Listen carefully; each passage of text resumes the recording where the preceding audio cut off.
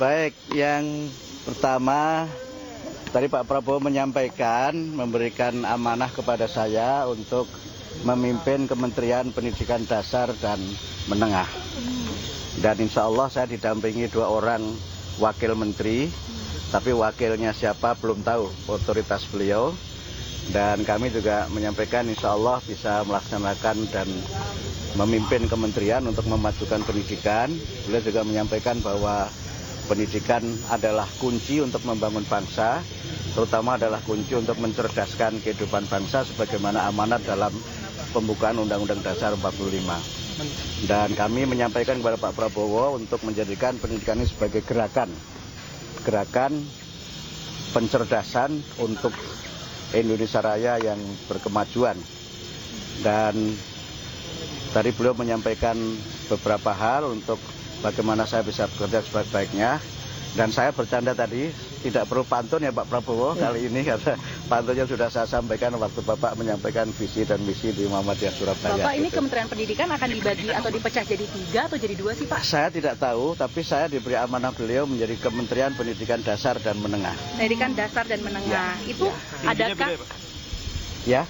Pendidikan tingginya beda? Saya tidak tahu, karena saya hanya diberi oleh beliau untuk melaksanakan dan memimpin Kementerian Pendidikan Dasar dan Menengah. Berarti terlepas dari universitas dan perguruan tinggi ya Pak? Kalau pendidikan dasar menengah berarti tidak mencakup perguruan tinggi.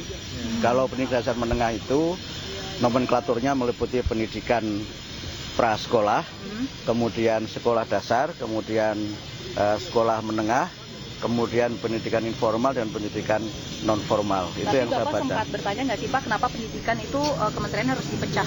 Apakah karena memang ada masalah-masalah yang sebelumnya atau Bapak sempat bertanya gitu? Tidak ada penjelasan dari beliau kenapa itu dipecah.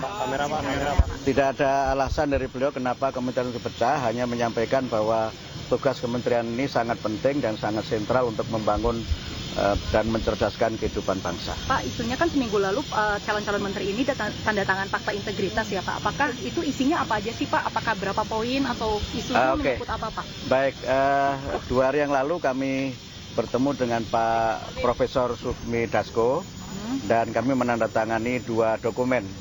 Yang satu itu dokumen kesediaan untuk menjadi bagian dari menteri dalam kabinet Pak Prabowo. Kemudian yang kedua fakta integritas yang isinya normatif saja, ya setia kepada Negara Kesatuan Republik Indonesia, kemudian siap mendukung pemerintahan Pak Prabowo dan menjaga wibawa beliau sebagai presiden serta juga menjaga kewibawaan bangsa dan negara.